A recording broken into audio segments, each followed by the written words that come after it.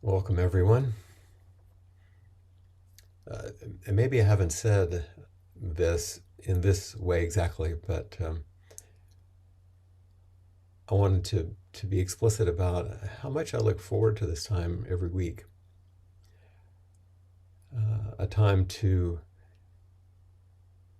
invigorates my practice as I have to come to what I want to speak about or a prompt that I might want to bring for our inquiry. But also, I look forward to seeing all of you. It's a time when so many of us can connect deeply. So I very much look forward to it. We'll be beginning our sitting now, and at the end of the sitting, most commonly we will chant the verse of the robe. Today, I'm going to ask that we follow something a little different when we finish. We're actually going to read together, I'll screen share, through a one translation of the Heart Sutra. And so just stay tuned, and I'll make that available to us after we sit.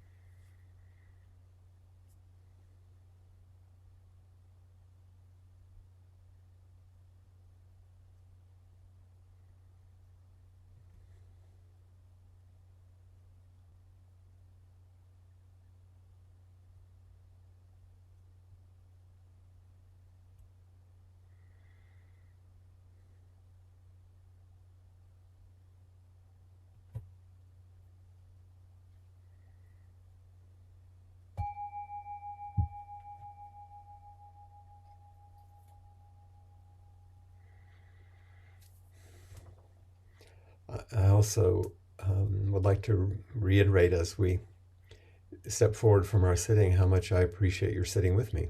It's wonderful to have a time during the week when we can sit together.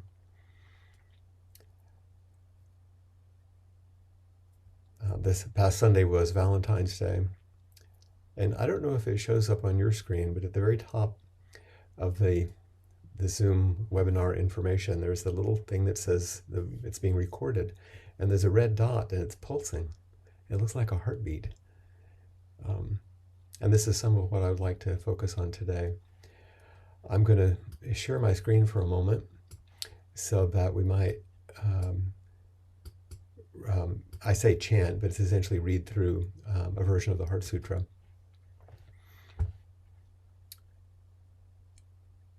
The Heart Sutra, as some of you know, is probably the most frequently chanted piece of Buddhist scripture in the world. And some of you are quite familiar with this, but some of you not at all. So I thought it would be worth taking a look at today. As we go through it, especially if you've not seen it before, read through it before, don't worry about understanding it. That's some of what I'm going to be commenting on today. Just let yourself get a feel for these teachings, and then I'll say a few things about it.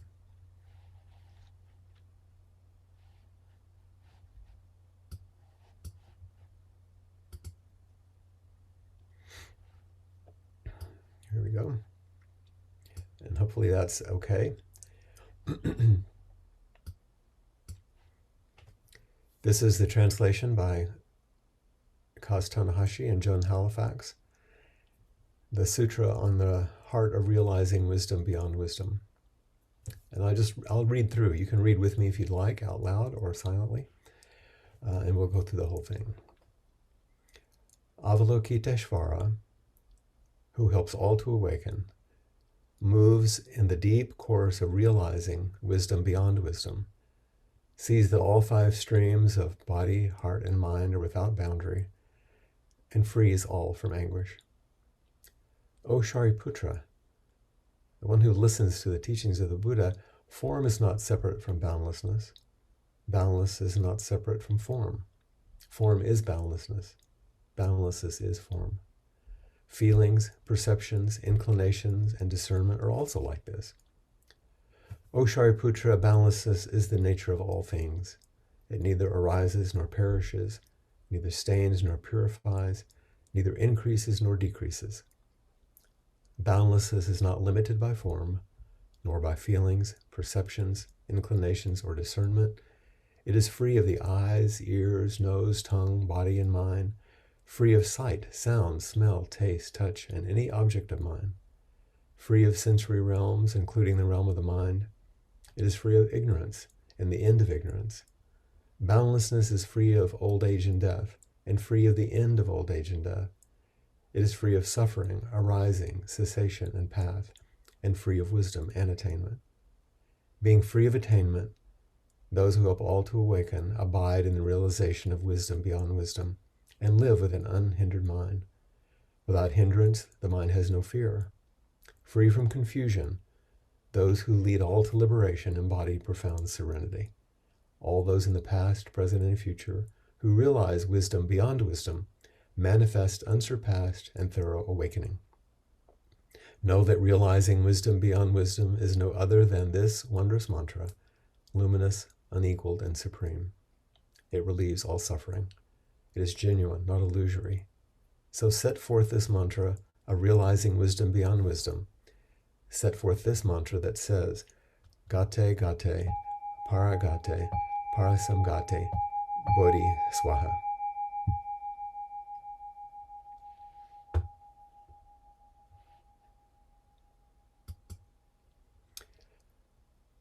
So, for those of you that are familiar with this, it's not surprising. For those of you who are unfamiliar with it or have not seen it very many times, almost all of us, when we first read it, it's like, what is that? And what is it pointing to? But here's what I think, and what I would like to to speak about today. This is a love poem. Following Valentine's Day, the Heart Sutra is a love poem. So how could that possibly be? Well, here's a quick review. First of all, the cast of characters. It starts out with Avalokiteshvara, who's the Bodhisattva of compassion. This is the archetype of the compassionate being. She's the narrator. And this is the only case in all of the Mahayana Sutras in which Avalokiteshvara shows up and is the narrator. Not the Buddha, not some other teacher, but the Bodhisattva of compassion. And compassion is never mentioned in the sutra. But the absence of the theme of compassion explicitly mentioned is countered implicitly by the fact that the wisdom that's essential to the attainment of Buddhahood, which is what this is about, is proclaimed by the Bodhisattva, who is the embodiment of compassion. So right off the start, the cast of characters is telling us something really interesting. The exemplar of compassion is the one who's teaching us about the wisdom that goes beyond wisdom. And she's speaking to Shariputra. You know, she says, "Oh, Shariputra," and then she describes things. So he's like the student. But Shariputra in the original Buddhist scriptures is considered the wisest of the disciples of the Buddha. And here he is presented as perplexed and unable to understand the deeper meaning of the emptiness teachings, the shunyata teachings, and how they're related to compassion. Kind of like we are when we read this. So this is a very interesting way that this story begins. It's like all of us are watching all these things on Netflix and Amazon Prime to manage during the pandemic. Well, here's a series in which has a very unusual cast of characters doing something that's very, very clever. So Bodhisattva of compassion is speaking to this wisdom teacher about wisdom, demonstrating that it's all about love, actually. The message of the Heart Sutra is that form and emptiness, or form and boundlessness, are not separate. It says form is emptiness. Emptiness is form. Form is boundlessness in this case. Boundlessness is form. These are the teachings that are at the heart of this. And by emptiness or boundlessness, we mean no separate identity. Everything is related to everything else. Everything arises in response to everything else. The separateness that we live with is a fiction. And this is the wisdom that goes beyond wisdom. This is the wisdom that, in our biblical teaching, surpasses all understanding. And in this case, it means it surpasses the conventional Buddhist wisdom of the day when it was written. It goes past all the early teachings. Here's something a little more warm-hearted from, these are words by George Leonard, who was a writer in the human potential movement in the past. He said, "At the heart of each of us, whatever our imperfections, there exists a silent pulse of perfect rhythm, a complex of waveforms and resonances, which is absolutely individual and unique, and yet which connects us with everything in the universe. The act of getting in touch with this pulse can transform our personal experience and in some ways alter the world around us." And this is what the Heart Sutra claims to do. In fact, in Chinese, the word that might be translated as shunyata, or emptiness, or boundlessness, this key teaching of wisdom beyond wisdom, is the same character for the sky. So the teachings are saying everything is like the vast, empty, brilliant sky.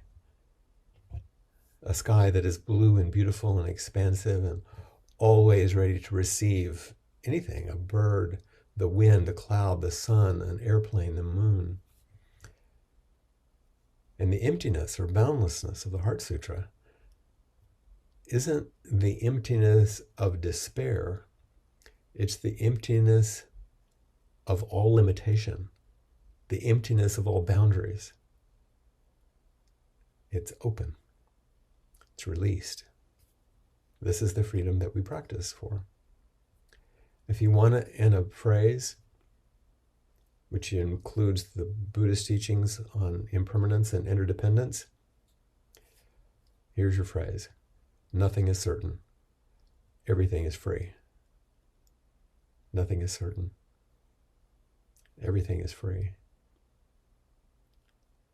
See, when we're bound inside our own skin and others are bound inside of theirs, then I'm going to have to defend and protect myself from them. We see this a lot, don't we?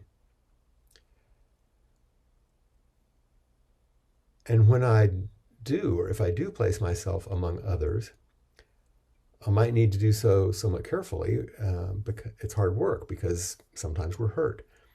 We're opposed, we're thwarted by others. We see this a lot these days, and we're not always up to the task. But when there's openness, no boundary between myself and others, when it turns out that I literally begin to feel myself as others and them as me, then love and connection is easy and it's natural. So the emptiness teachings of the Heart Sutra, which seem to be rather philosophical and dour, as you noticed, is actually the necessary basis for compassion. Emptiness and compassion go hand in hand. Joan Sutherland famously said, and I've used this before, she said, compassion isn't a commodity we deliver, but a commitment to help liberate the intimacy already inherent in any situation. That this is the wisdom beyond wisdom, that there's liberation in every moment and everything. And compassion is a commitment to help liberate that intimacy. Compassion isn't something we do. Because if I see it as a transaction, me over here being compassionate to you over there, that's helpful. But it's pretty clunky and difficult. And if I'm going to be responsible to receive your suffering and do something about it, and if I'm going to make this kind of compassion the cornerstone of my spiritual life, then I'm going to become exhausted, because there's an infinite amount of suffering that I'm going to be turning toward. But if I see boundarylessness, the spaciousness I'm speaking about, of me and you, if I understand the reality of the situation and recognize that my suffering and your suffering are one suffering, then that suffering is empty of separation. It's kind of weightless, or there's no ultimate tragedy. Then I can do it. We're moving in the same waters. I can be boundlessly compassionate and loving without limit. And living this way takes time and effort. That's what our practice is for. And maybe we never fully arrive at it, but it's a joyful, heartfelt path worth treading, and it's the one that we share. But even this big view is one-sided. It's a bit distorted, because relative compassion, actual human warmth, and practical emotional support, where we roll up our sleeves and have to love somebody, this completes the picture. Absolute compassion makes it possible for us to sustain joyfully the endless work of supporting and helping others. But relative compassion grounds this big view of life's empty nature in heart connection and engagement. Either view by itself is partial. It's not quite there. But together, it makes for a wonderful, connected, and sustained life. Pardon me. Form is boundlessness. Boundlessness is form. So if we remember Joan Sutherland's statement, a commitment to help liberate the intimacy already inherent in any situation, we can lose this natural quality of the commitment to liberate others when we hold ourselves separate from everything else. And this separation is a devaluation of ourself, makes us small, and a devaluation of the world. It makes it small and solid. To see others as separate from ourselves is to live in a kind of a dream or a delusion, the one we talk about, the self-centered dream. And it denies our own Buddha nature. But to see others as sharing in Buddha nature, not a person's Buddha nature, is to affirm our essential humanity. And in making a choice of compassion for all beings, we're doing more than giving expression to Buddha nature. We realize that only in compassion does wisdom find its fullest expression. Only in compassion does wisdom find its fullest expression. And this is the Heart Sutra. This is how the Heart Sutra becomes a love poem. So I'm going to share it once again with understanding who the narrator is, who's being spoken to, that these are emptiness teachings trying to free us to the largest perspective.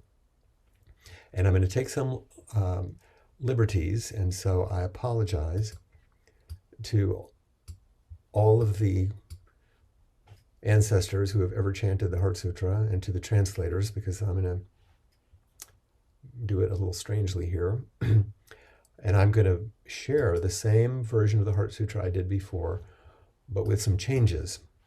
And if you would, just follow along with me. So here we go. Here, it's the same one, except I've added with apologies for the ways that I've messed with it. Let's read through it again. And I've marked out some things and added some things. Avalokiteshvara, who helps all to awaken by being a living channel for compassion, moves in the deep course of realizing the uncharted manifestation of universal wisdom and kindness, and sees that real love is without boundary and frees all from anguish. O Shariputra, she tells him, form is not separate from boundlessness, but form is not boundless, form is boundlessness. Boundlessness is not separate from form. So we can appreciate boundlessness as our lives and as our loves. Form is boundless.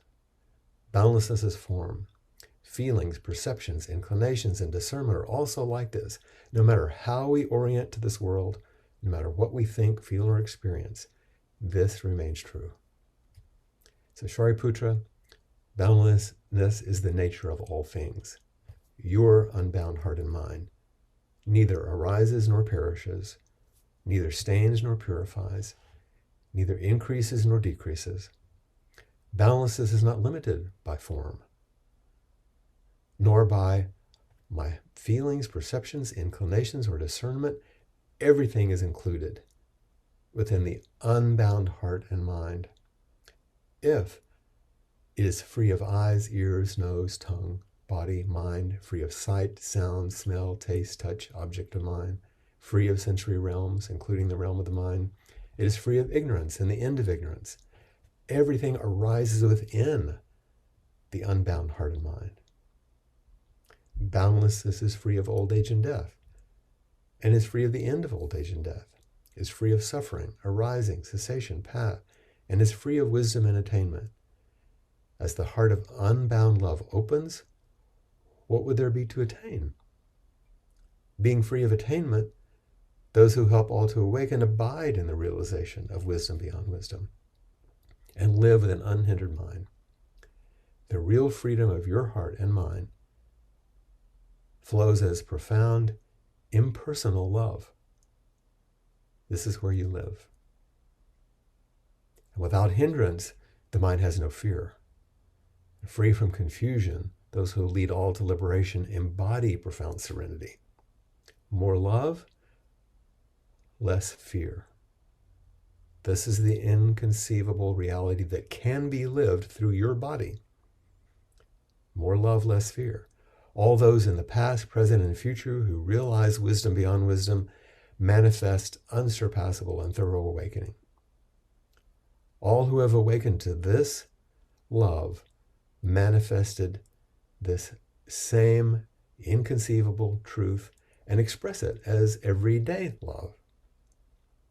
Knowing that realizing wisdom beyond wisdom is no other than this wondrous mantra, luminous, unequaled, and supreme. It relieves all suffering. It is genuine, not illusory. Set forth this mantra of realizing wisdom beyond wisdom. Set forth this mantra that says, Gate, Gate, Paragate, Parasamgate, Bodhiswaha. And that mantra typically is translated as gone, gone, gone beyond, gone completely beyond. And then a blessing. And I would say love, love, love beyond ordinary love, and even beyond what you can imagine. This is your true nature. This is truly your nature. So I know this is a rather unusual way to think about and read through the Heart Sutra, but I hope that you see that what looks is a wisdom sutra is actually a love poem. And it's only through compassion that we understand the deepest teachings of wisdom. So it's a little more Buddhist history and philosophy and study today. But following Valentine's Day and also looking at the challenges of our world right now, I think it's an important piece to consider. That this is the essence. Everything is uncertain and everything is free. If we understand, like Avalokiteshvara, the Bodhisattva of compassion, that to deeply penetrate the wisdom teachings, we have to open our heart. And the very wisest teachers, like Shariputra, in order to understand the freedom that our practice offers us, has to penetrate the heart of compassion. That these things go hand in hand. Both the everyday love, where we take care of each other, and the big, big love that is outside of even human form, but needs to be expressed through our form. This is the love poem of the Heart Sutra. So if you have questions or things that you'd like to speak about, please raise your hand and we'll consider these things.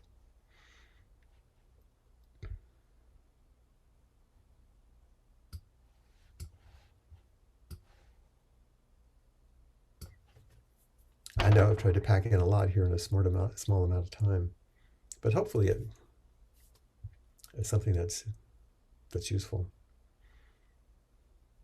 Hi, Olivia. You're still muted there. There you Thank go. you. Yes.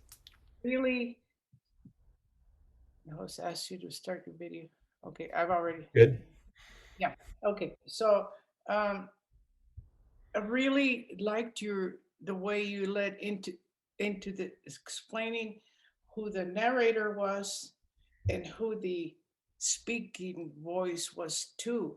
Mhm. That I could really hear this complicated, which I've taken classes on and everything. Sure. But it makes a difference, doesn't it? Having that puts a different perspective on what's being said here. And I like your notes because mentally, you can't read this thing without having questions of your own. Of course. So Of course. I really appreciate that. It is mind boggling, Flint. Yes, it I is. take a lifetime of being a Buddhist to grasp it, because the minute you slip a bit, even the mention of the two things, you know, boundless is, That's right. whatever. And well, that is actually the teaching, isn't it, Olivia? That you can't really nail it down. Yeah, and so it speaks a little. I've been reading a few things, but anyway, But that word. I'm sorry. you can realize it, even if you can't understand it. Yeah, so that's what it's about, is realizing, because words are words, and as long as we continue with the words, it's just endless. That's right. So That's right. And that's why I spend so much time on the narrator and the student, because people jump right into form is emptiness, emptiness is form, and they go on to all the skandhas and the Buddhist stuff, and they forget, oh, this is the Bodhisattva of compassion teaching the wisdom teacher about wisdom, because you can't understand it unless your heart opens. now everything changes. Thank you. I'm going to work with this. I took screenshots. Hope you don't mind. I want to study this in with. Thank you, Well, Flint. and I apologize. My little notes are just things that are my impressions, but maybe they open it up a little bit. So, Great. I will also, as we go to the next person, I will give credit to the the Sangha in Sussex in the south of England, for whom I gave a little class on the Heart Sutra yesterday. And so I was thinking about these things. Obviously, I didn't do this part about it being a love poem so much, um, but I appreciate their support and encouragement, helping me step forward because I really, following Valentine's Day, I really wanted to talk about this thing that seems so impenetrable as actually a description of love.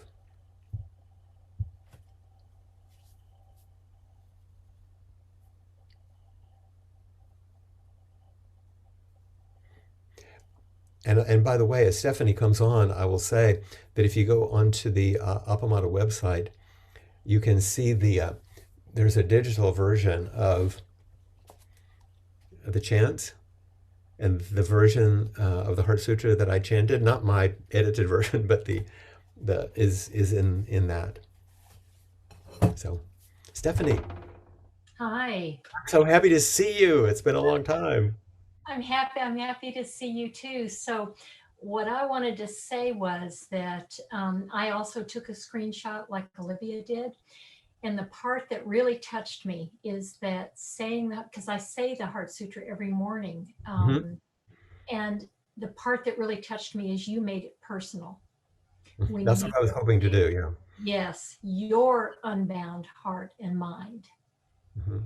Everything is included within the unbound heart and mind. It just that made such an impact on me just reading it on the screen. It almost brought me to tears that I would think that my heart could be so unbound.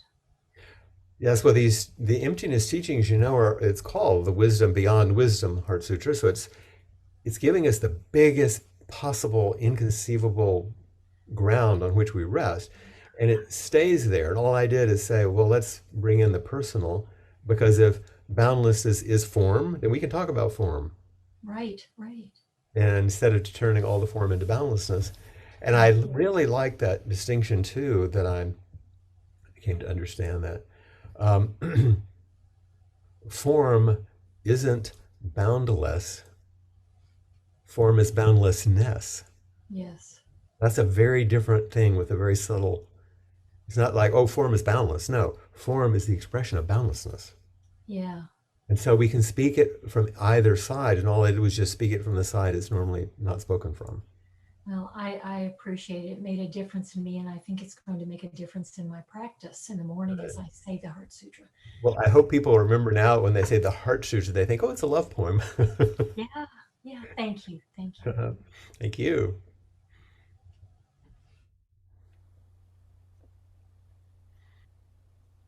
Hello, Steve.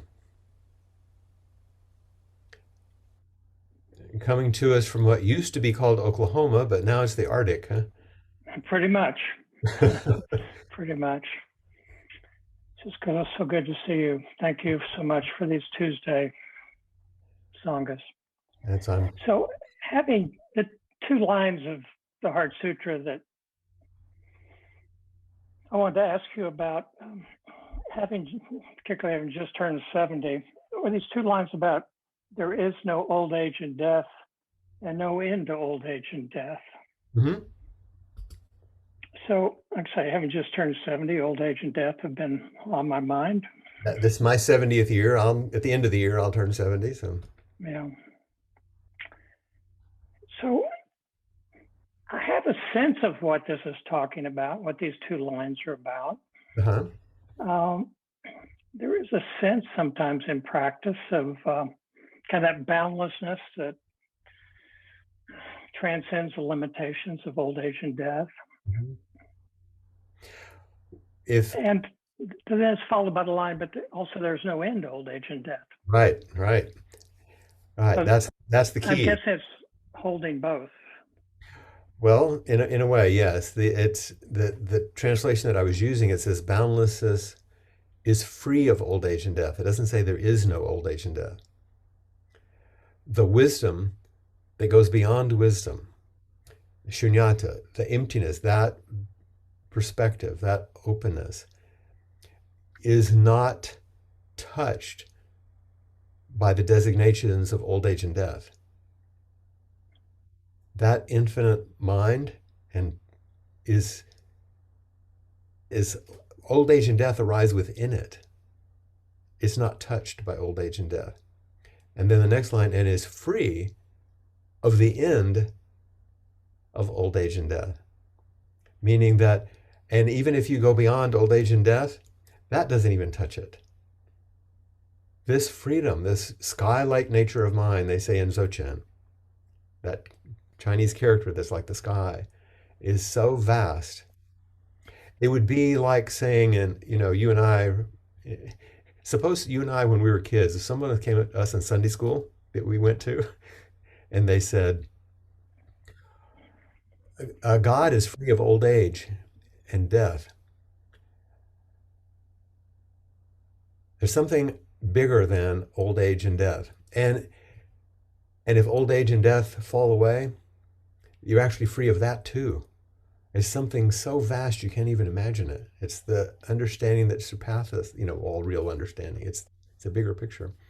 So this what makes it the wisdom beyond wisdom sutra. It's not the wisdom sutra that says form boundlessness is free of old age and death. That's wisdom. The wisdom that's beyond wisdom says, well, and guess what? It's free of the end of old age and death. It's stepping beyond even that. That's what the mantra is about.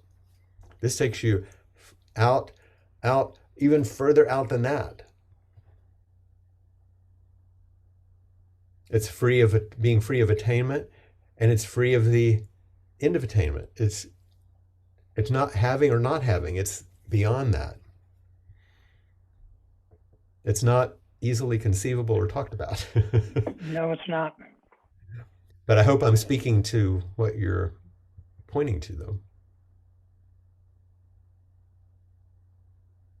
I have to think about it. Good, good. I would suggest either Kaz Tanahashi and Joan Halifax's book on the Heart Sutra, from which this translation comes. And also, there's a small volume by Musang called The Heart of the Universe. And he takes a look at it carefully, also along with modern physics, which is kind of interesting. But you're pointing to a real key, so that's why I'm glad you brought it up. And it's a hard one. Maybe I'm not doing a very good job of explaining it. But it's Well, there's no question this time of life, you're forced to turn towards that's right. these That's kinds of these questions. That's right. Forced to turn towards this mystery. That's right. And the mystery is actually what we're talking about here. There's a way in which you can be not so caught up in old age and death. And you also have to pay attention to old age and death. That's the relative and absolute compassion that I was talking about. And no matter where you stand, ultimate reality flows independent of all of that. But your personal perspectives, you're always going to be a human. Like Stephanie said, it's always going to be personal. Even as you have a realization that steps beyond. But guess what's held within that beyond is the personal. Yeah. Compassion doesn't disappear. You can step back as far as you want, but you're going to be looking back at your own frail body, even as you do. Yeah. I mean, it's hard not to be reminded of it essentially every time you turn around. Every time you look in the mirror, seeing my I know. You have to look at yourself face on the screen, it's like, every time you got to get up in the middle of the night to go to the bathroom once again. And then your feet hurt when you stand up. And well, and of course, too, I mean, this is a time of loss. I mean, oh God, it's all around us. Yeah. well, and at this age, I mean, losing parents, friends, friends older, friends younger. It's Yes, this past Saturday, the 13th, was the day my father had a problem with his esophagus and went into the hospital. On the 14th, on Valentine's Day, it was the day he had a procedure to relieve him of the blockage. So he was in the hospital for a couple of days, 1 year ago today, and then he went into a rehab hospital for a while, so we couldn't see him because the pandemic happened. And then finally, when he came home in hospice and died. So these few days right now were the beginning of the end.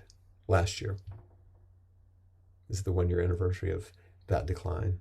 So I'm very exactly what you're saying, Steve. It's really close. And there's a million stories. Mine's just that one. Thanks for coming on. It's so good to see you and hear you. good to see you, Flint. Mhm.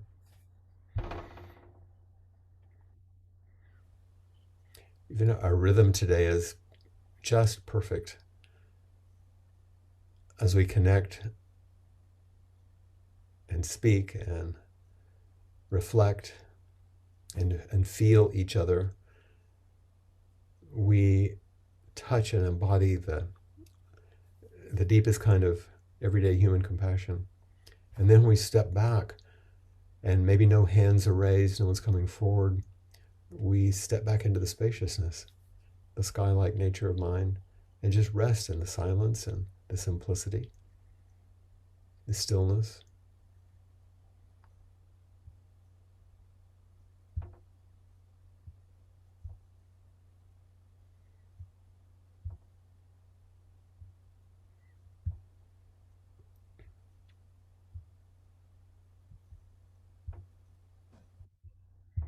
Cassie, Hi. hi there.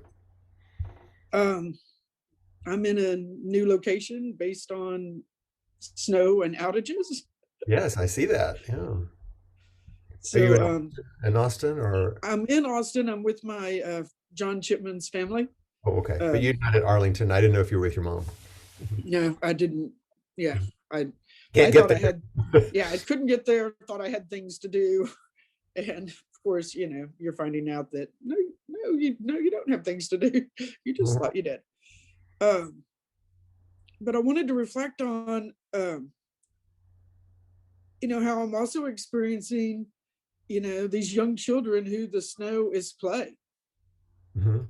that there's this revelry for them around all of that is a really nice balance uh for everything else that it is. All the And limitations. what the love for me being here is like, um because it's like full-time family. It's not like a little bit of family, like, oh, I got a little family hit, you know. But this is like, no, you're going to be completely saturated. You're going to spend the night. Immersed. You're not coming back. You're immersed. You think you're leaving and you're not leaving. You think you're leaving and you're not leaving. And oh wait, Max, come here. I want to share with you. This is my Max, and what he means to me. Just You see his little face? Hey, Max, I've heard about you forever. wait. Here you go. I know. I've heard about you. Say it again for him. I said, I've heard about you forever, and now I get to see you. Yeah, I just came out from the snow. Well, keep enjoying it. That's great. You don't get it very often there. Yeah. And then what? This little thing is funny. Saying the Heart Sutra out loud. So then they're seeing me have they've heard about my practice, but they hadn't like really seen it before. And I was reading along with me? What? You were reading along with me? Oh yes, of course. Good. Uh And what happened? just whoosh, because it was my practice being witnessed. It wasn't like a little secret hidden practice that then you get little pieces of. It was like, oh, here's the main course of how it is. So the love was happening. The love was happening. Yeah. Yeah. And, I just turn into, a gushing puddle of love every time Max is in the room. Mhm. It just, Uh-huh. He's your and boy. he's my boy, we've chosen each other in some sort of way. And it's really wonderful to be with him and the Well, whole family, of course. But that's right. I don't know the exact number, but all I want to say is thank you for however many years. oh, it's 21. 21. We're an adult now. Yeah. So thank you for that. It's still leaking after all these years. Yeah, just yeah, absolutely. So Like the first time we met. like the first time we met in the first months, all those months where I couldn't even speak, all I could do was cry. When these teachings started to move in you. And I had realized how much I had not only was cutting myself off from it, but like tried to kill it. Well, yeah, that was a lot to overcome with some of the old church stuff, which we've all had to find our way with. Yeah, Yeah. yeah. Uh-huh. So Thank you for being here. thank you, thank you, thank you. I don't know when I'll be back to my house to have internet to post these things. So, Right. for those who might be in the YouTube thing, it might be a little later. Yeah, because Cassie's the one who posts the videos. So, Mhm. So, but now you know the title of today. Heart Sutra is a love poem. okay, got it. All right. Thank you. Mhm.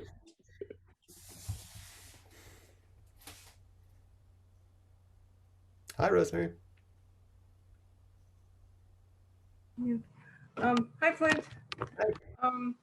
Hi. I wanted to, well, first of all, Cassie, thank you for doing your piece with the recordings. I didn't know that, and it's wonderful. So thank you for what you do. She's a lifeline to that. Yeah, Just like Kim and Jessica make sure we happen, it's wonderful. I appreciate all the behind the scenes.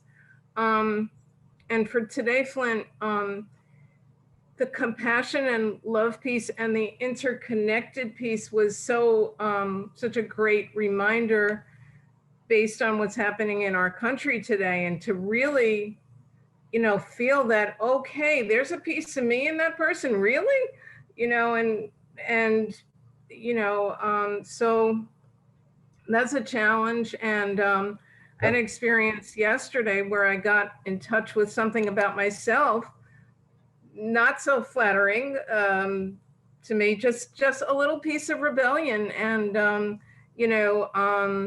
acting out against authority. And I thought, me?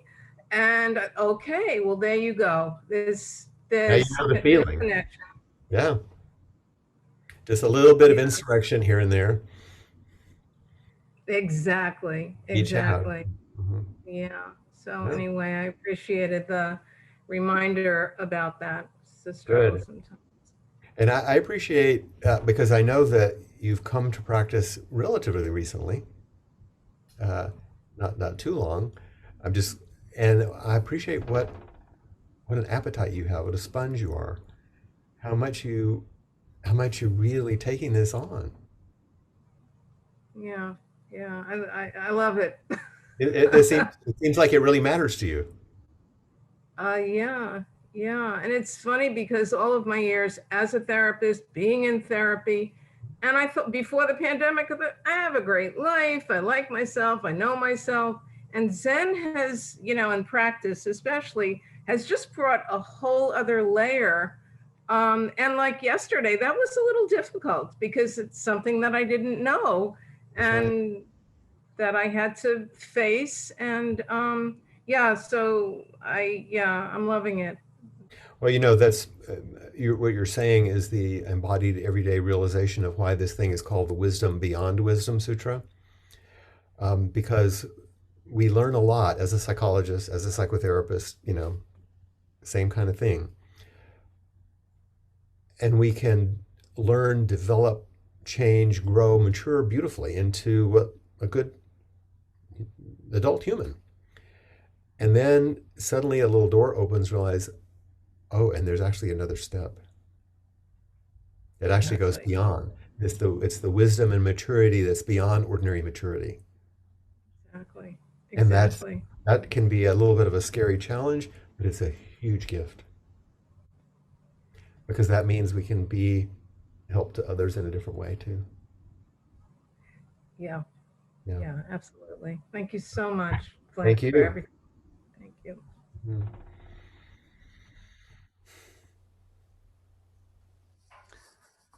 Hi, Eileen. That was very fast.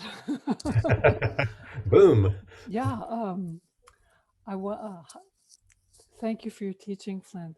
Um, I appreciated your bringing up this notion of boundless compassion or compassion. I am finding that it is so important to remember to bring boundless compassion toward myself Mhm. and toward the circumstances in my life. Boundless compassion towards my anger, boundless compassion towards the things that you wish didn't come up, Mhm. and also boundless compassion toward the circumstance in which they arise and toward the person who somehow is a part of that anger arising, and compassion toward their response, Mhm. in this. So I just want to thank you. You're bringing. It was such a pleasant surprise for you to bring this up today, and it is a love story, a love poem, a love sutra. So I just wanted to offer to everybody the great benefit of this boundless compassion toward ourselves. Mhm. Thank you. Well, there's actually, when you understand boundlessness, I don't know about understand, but when you begin to apprehend something of what that is, you realize everything's included. It doesn't mean it's some special state against other states. Super simple. If I were to ask you, and you've done this kind of thing before, I say, oh, okay, Eileen, sit as boundlessness, you know? And I say, okay, now who are you? You say, Everything. you're boundless, right? Your boundlessness. Mm-hmm. What's included in you? Everything. What do you exclude? Nothing. Right. The marshals in town. Yeah. Including all those parts you don't like, because they require you. They need to be turned toward, not killed off. So, because everything is workable, everything can be transformed. No, and also the parts and others that you don't like that are your parts, right? Yeah, I mean, just all of that, and it's so much better. it is. It So is. much better. As long as you don't get too fearful, and that's why the bit in the Heart Sutra about fear. In fact, there's in one translation it says beyond all inverted views. We turn things the wrong way. We turn it back up. It's like, oh, we can do this. But we see in our country, for example, how damaging fear is because it causes violent rage. So it's practical. Thank you for your teaching. Thank you very much for participating.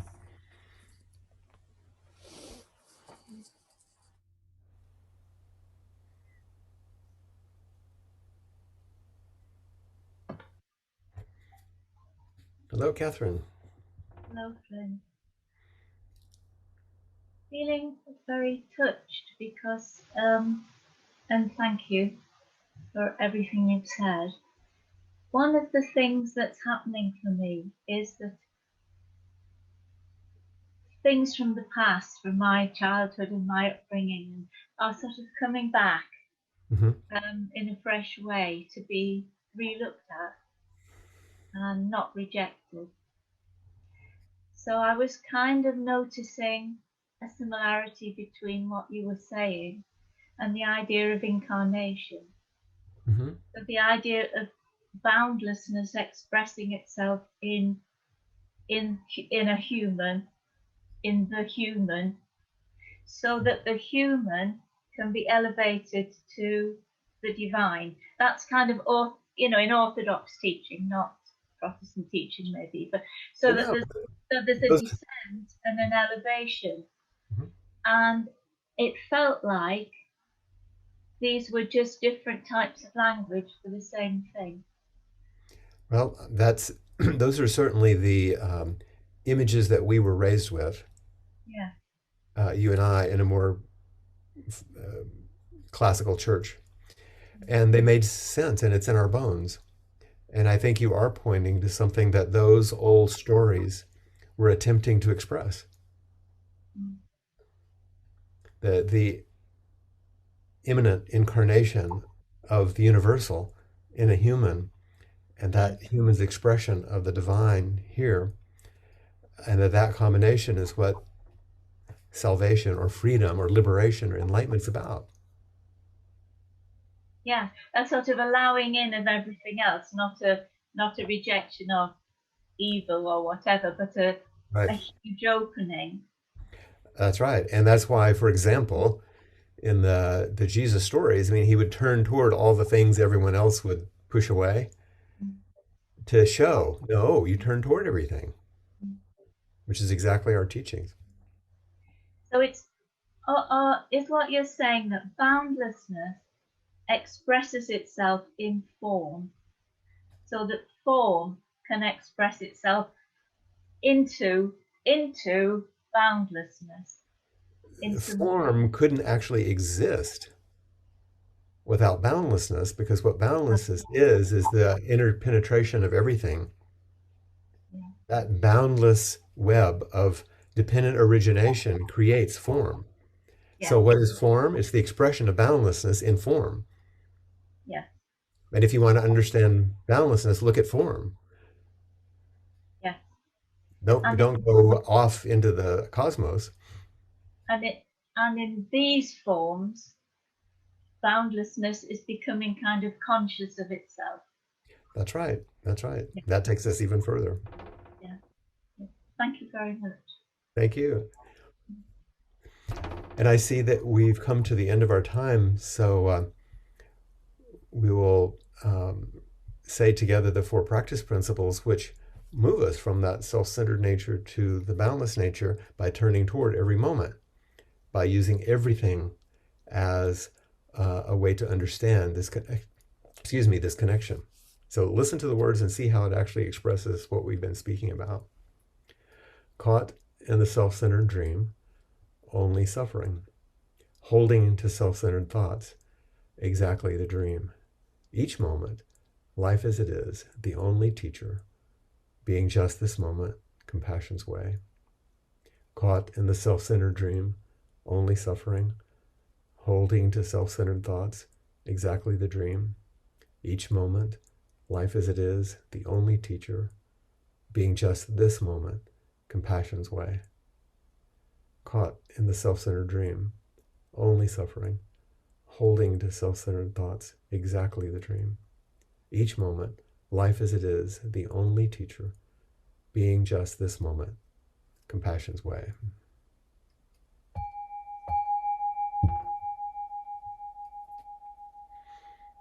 Thank you once again.